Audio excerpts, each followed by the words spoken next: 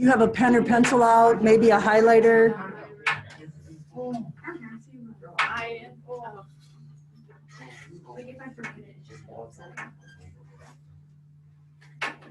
Okay, I believe that I'm on, and I'm going to talk to you just a little bit. What'd you say? I'll watch it. I'll watch the Zoom meeting now. You can just close your computer up. Okay, here's our deal today. We are starting our Lifetime Fitness Unit. You might think, oh, hey, we're gonna be like training or something, and honestly, we're not. Our focus is on your future, okay? And the idea is this: what are you gonna do when you get out of high school, you get out of college if you go that route, you get out of your parents' household, you are in command of your life to some degree, and how are you gonna take care of yourself? How are you gonna keep yourself healthy and fit, okay? Honestly, guys, if you're gonna talk back there, I'm gonna point you out, so just stop. How are you going to take care of your body? Because it is an investment. When you take care of your body, you eat properly, you exercise, you are gonna have a life that is a lot healthier. Here's a good example of it. We're gonna talk about it in a minute, but I had a friend, she was a neighbor of mine, and she got cancer. And she said to the doctors, what can I do besides my treatments? And he said, walk every day. And she was like, oh, okay. And he said, I can't tell you research-wise why that gives you a better chance to make it, but I can show you statistics, and statistics show if you walk every day, there's a good chance you will fight this cancer. And I thought to myself, wow, good to know. All of us really need to take an interest in your health. And I think especially when you get out there where you get to make all the decisions, okay? Our main thing that we're gonna be working on is a personal fitness program, your personal fitness program, okay? You will not have a test in this class. You will have a presentation that you give to the class, and you will have a project that you hand in to me. I'll be very detailed about it. I'm going to give you 2 days to work on it in class, which will really be very helpful. And we'll start on Monday. So you'll learn more about it then, okay? I will show you an example of what was done.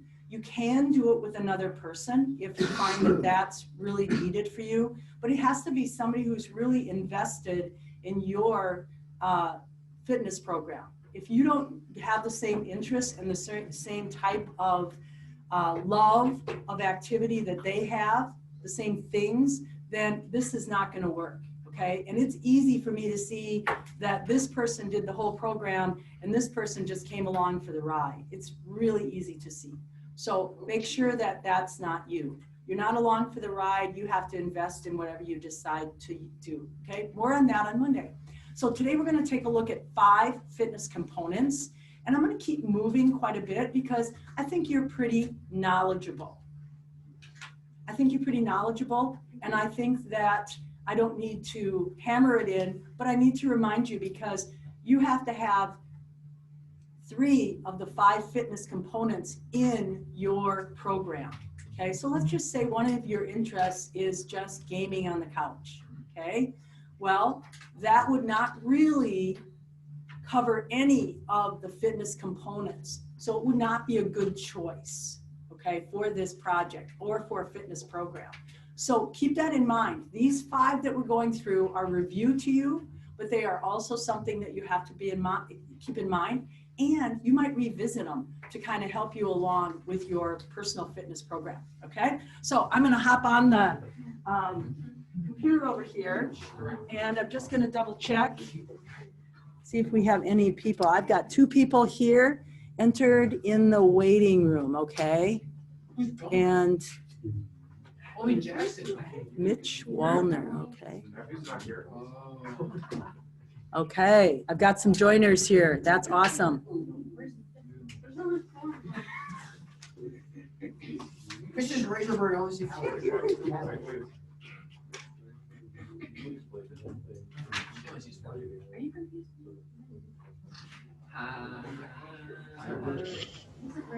Yes?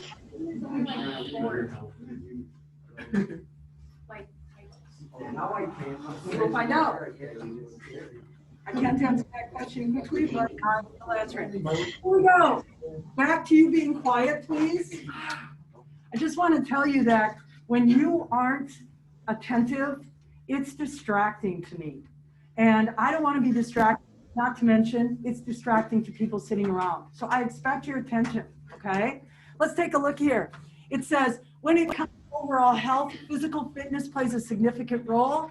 If you're not totally sure about that, it says, creators of disease control and prevention links regularly, links regular physical activity to, and it lists a whole bunch of things. Everybody see that? See what it's linking it up to? I underlined those for you. If I were you, I would just, pay attention to those. And notice even at the bottom it says, paragraph, it says medicine found that muscular fitness in children was associated with improved self-esteem, bone health, and reduced risk of cardiovascular disease, metabolic risk factors. Exercise really does a body good, okay? Not just from Mrs. Razorberg's perspective. Don't bother others, please. It does all of you good, and not just when you get older. We're not just looking this, like say you're like, oh, Mrs. Race, you're really kind of old. And when I get to be your age, I'll think about, hey, being kind of fit so that I can live longer or whatever, or healthier. But we're not talking about that. We're really talking about you and your decisions now and in the future. So I want to focus in on that. It's really what this whole year of Junior Fayette is about. How can you stay fit, okay? And let's take a look at the second paragraph, and it says, the trick to understanding what exactly fitness is and how a person can go about it getting fit. So what exactly is it? It says that's 5 fitness components. And the 5 they list is cardiovascular endurance, cardiovascular meaning your heart, muscle strength, muscle endurance, flexibility, and body composition. Question? I'm not flexible. Okay, Noah, I'm telling you, this is your second warning. This is your spot. Next time I have to talk to you about bothering others. Okay, I'm just letting you know. I didn't ask you anything, and I didn't ask him anything. I'm just trying to be upfront. Okay, let's take a look at cardiovascular endurance then. It says it's also known as cardiorespiratory endurance.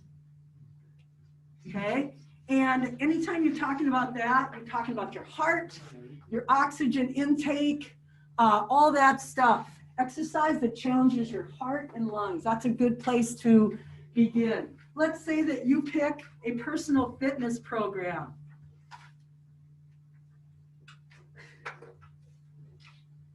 You pick a personal fitness program and it doesn't seem to be going after your cardiovascular system, but yet you mentioned that that's part of your program, okay? Is it challenging your heart? Is it challenging your lungs, your arteries? Is it challenging you to get oxygenated to your body? Okay, that's cardiovascular. And notice I'm trying to be really specific with you because I want you to make good decisions in your personal fitness program. Then it talks about there's over 630,000 deaths in the United States related to heart disease. Okay, again, I think that's kind of like the future, what I'm talking about when you get older. So that's hard to relate to, but it really is amazing / frightening that many people actually die, not just have it, but die of cardiovascular problems, okay? Let's slip down to muscular endurance, and I had to add muscular strength in there. What's the difference between muscular strength and, just gonna see if I need to join anybody here. What's the difference between muscular endurance and muscular strength? You kind of have that when we had fitness components. Anybody just get me going on that? Yeah. Muscular strength is how much you can lift. Muscular endurance is how long you can. Excellent. And long meaning working the muscle for a long period of time. okay? Exactly what he's referring to. Endurance of the muscle. So if you pick muscle endurance, you need an endurance activity, okay, that you're working on. Example, if you were, let's say you love lifting and you decide this is going to be your personal fitness part, right? Are you lifting for strength or endurance? Okay. And how will you go about it? You can also kind of go in the middle on that thing and go with, you know, a little bit of both, or just try to go for muscle endurance but increase the weights. So there's a compromise there. And if you are weightlifting, I'm going to kind of want to know. I'm going to want to know where you are on that and how you're approaching it. So you're going to get somewhat specific with me if you choose, you know, muscle endurance or muscular strength. Okay, strength being heaviness, endurance doing it for a long period of time. Give me one activity that has muscle endurance in it. Just one, yeah. Powerlifting. Powerlifting? That's Ooh, strength. that sounds like strength. You said endurance? I said endurance. Oh, like Yes. Doing pull-ups, like, Okay, if you did pull-ups for a long time, how about just a totally different activity? Like, what do you do for a living, Maddie, for exercise? She swims. And do you just swim down and back and then you're done? No, and during practice, do you do a lot of endurance? Yes, okay. I gotta tell you, I would not want to visit Maddie's practice and just jump in and try to go one practice with them. No way. They are training for a lot of muscle endurance, okay? Cross-country running, muscle endurance, right? What do you think about basketball? Where does basketball fall in muscle endurance and muscle strength? Kind of in between, or would you say both? Would you say both? Yes. Mrs. Reyes. You would, okay? And where does muscle endurance come in basketball? When you're tired and you're shooting, like fourth quarter. You're tired and you are trying to perform at a very high level. Fourth quarter, okay? Muscle power comes in, rebounding, beating that person to the basket, all that, okay? So we got strength, we got endurance. Everybody see how that works? All right, let's go to next page. We're zooming through this. Zoom people. Okay, notice it mentions circuit training. It says circuit training routines that combine strength exercise and cardio. Oh, we're off the chart here. Right at the top. Why is the camera like that? No idea. I think I got it as large as I could. That's why, so they could actually read it. There's also other types of training. What is interval training? Yeah, Interval is when you change up the workouts. okay, that could, Like another at a different workout. okay, I think people would call that cross training. When you have different workouts, cross training, a variety, right? How about repeats? Those of you that are familiar with cross country and what they do. Those suck. Those are interval. The idea is that you sprint, you come back and you recover at a low level, and then you sprint. Some people really love that type of thing. Some people like circuit training where you go into different stations, okay? And they set that up in their house and they do different things. They get bored with one thing, okay? So you want to start to think about what really, like, would you enjoy? What would be make things fun for you, okay? I think about archery, and actually shooting is the same thing. They have, like, at the Olympic level, they have where you would, oh yeah, one of them even has like snow skiing. So you snow ski to a target, you shoot, then you ski to another target, and guess what happens if you miss? You add time on, and I think you might have to go back. I can't remember if you just add time, so it's making your route even longer, okay? But that is really making that endurance, muscle strength, all that. And look, it's not just weightlifting, it's making it fun, okay? So I want you to think about in your personal fitness program, my number one requirement, My number one requirement is, I think you need to make something that's going to be fun for you, that makes you want to do it, okay? So that's kind of where we're leading to. Let's talk about flexibility. Did I hear you say, Casey, that you're not flexible? No, I'm not. Okay, and I believe that that is a common thing, okay? That some people aren't flexible. Why is flexibility important? And I would say to you, everybody in this room should put it in your personal fitness program, okay? That's one of the 3 that you should have in there. And why, okay? It says it plays a role in unhindered movement. It can affect your balance, coordination, and agility. The idea that flexibility helps you perform.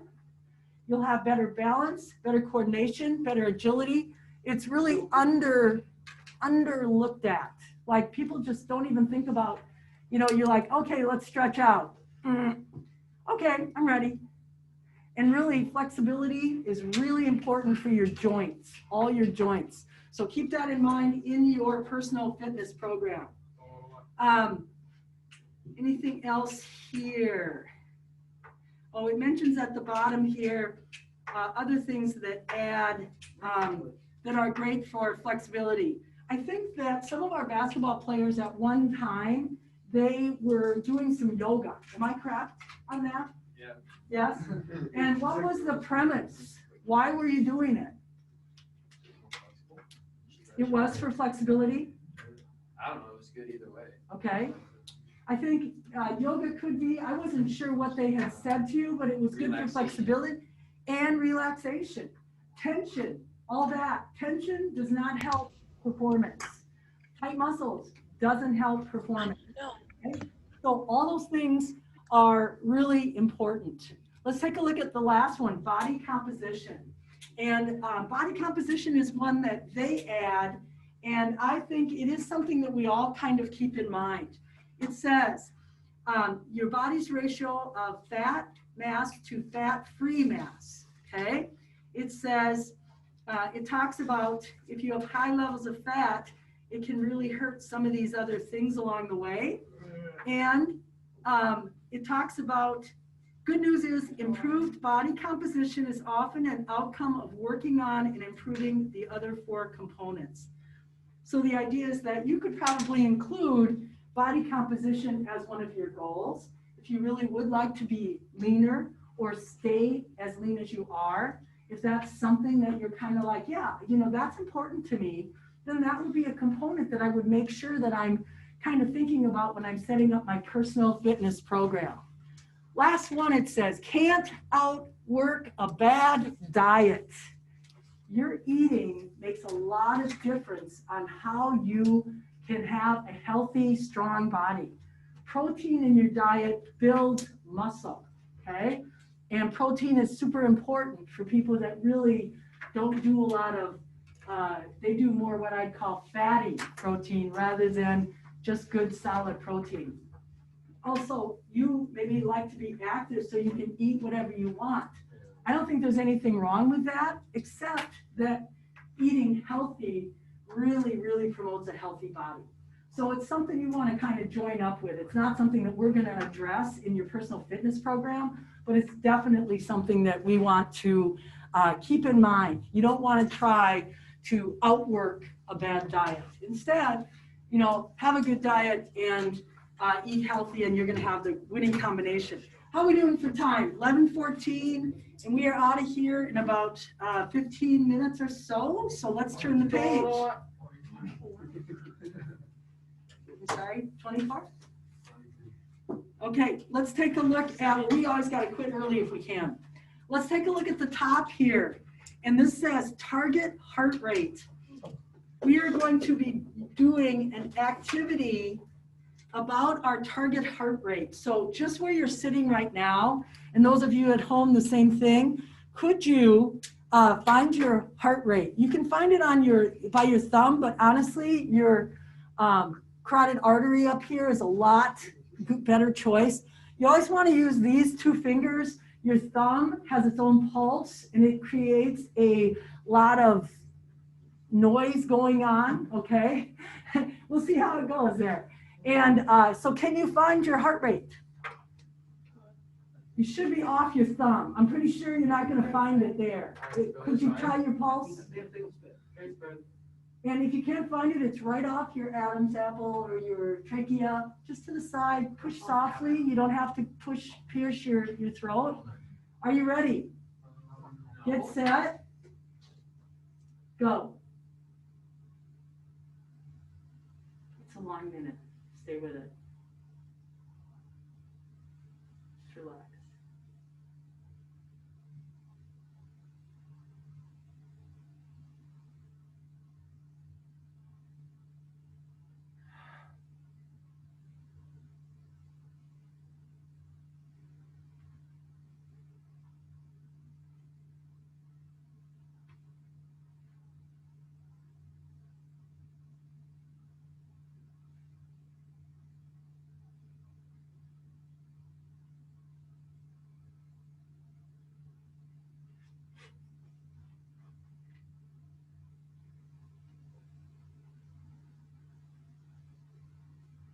More seconds.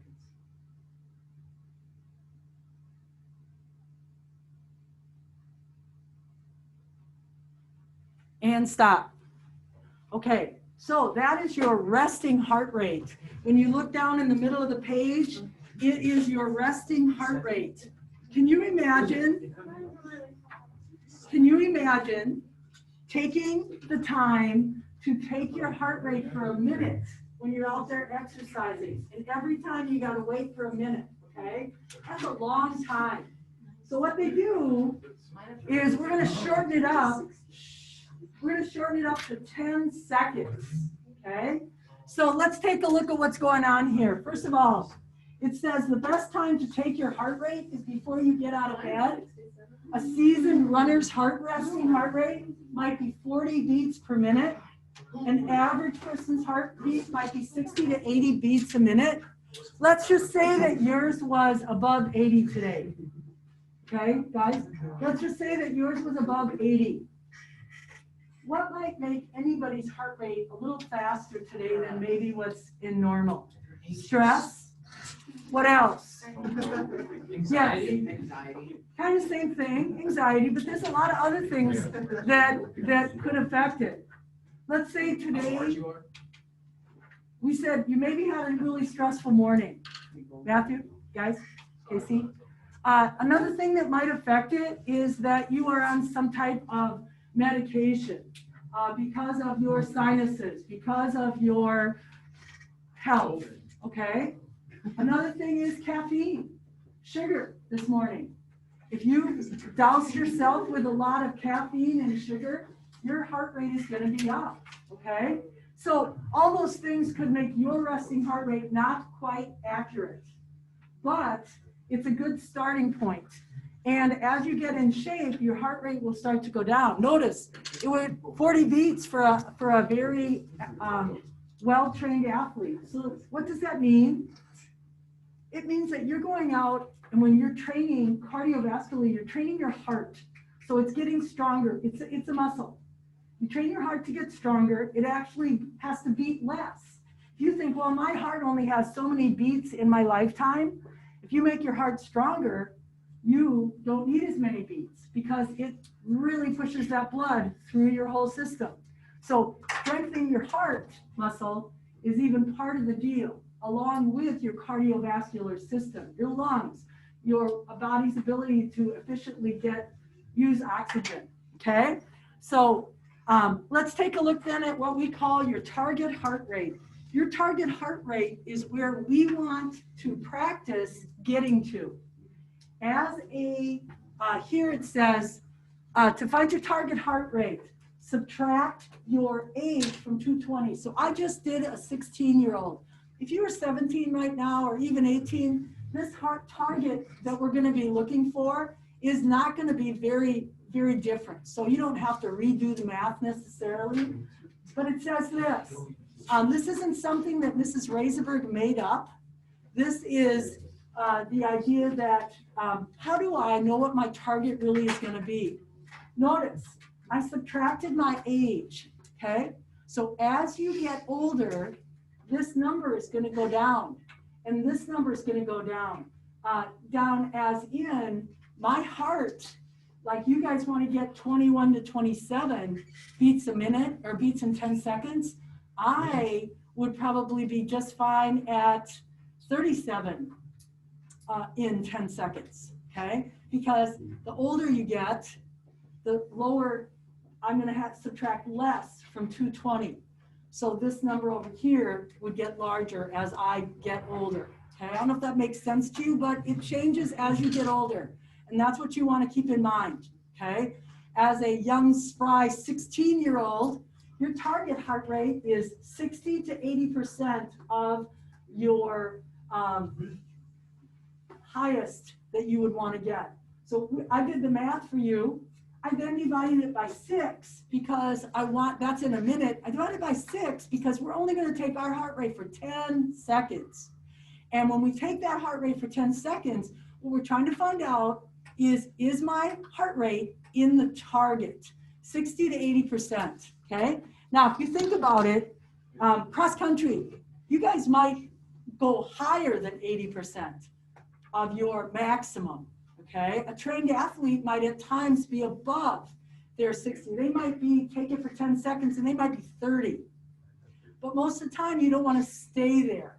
You want to work within 60 to 80%. For some of you, you're going to feel very good to stay at 60% and not overdo. Overdoing exercise sometimes keeps you from coming back. You're like, well, that was absolutely no fun. I think I even feel sick. Don't think I'll exercise tomorrow. That was no fun, okay? So you always want to try to keep it in a certain level so that you can improve and enjoy the exercise also.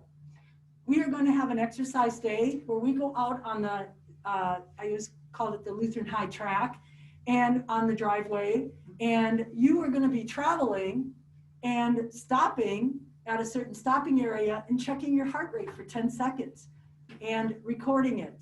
Then you'll be on your way and you'll exercise.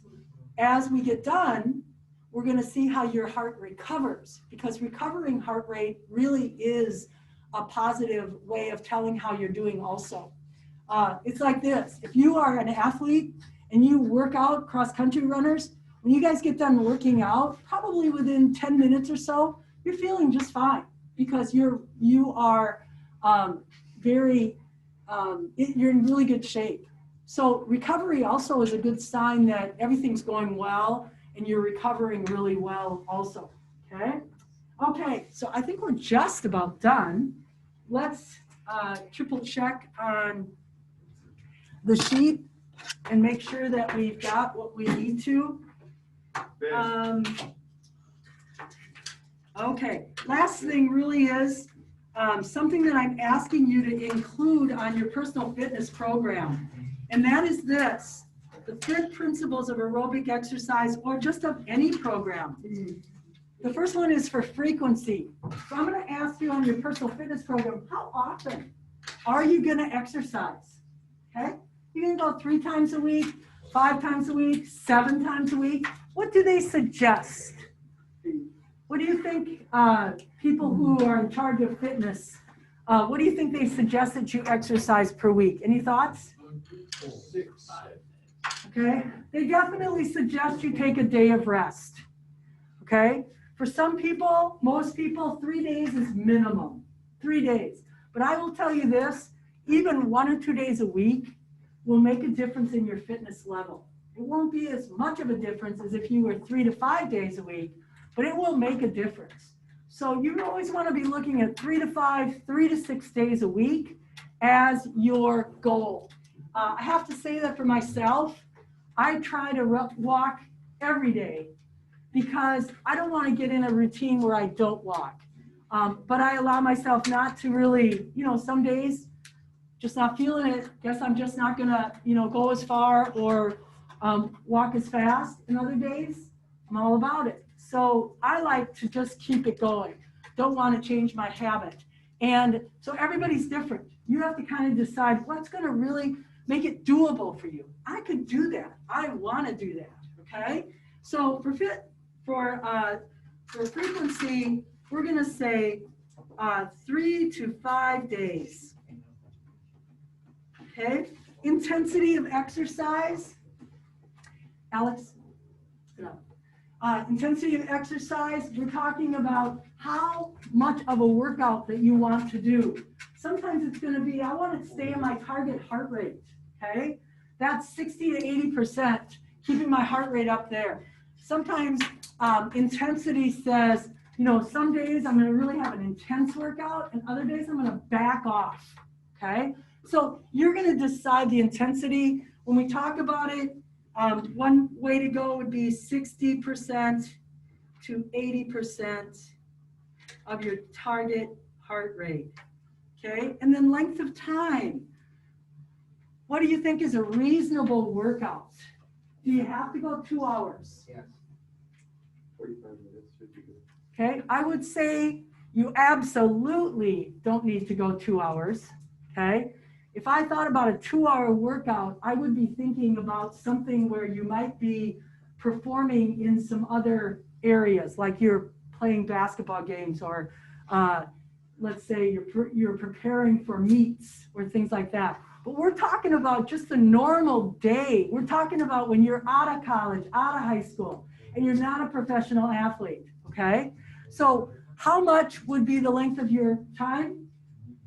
Experts would say 20 minutes to an hour. That would be, 20 minutes would be the bare minimum. 20 minutes to 60 minutes. Could you go longer?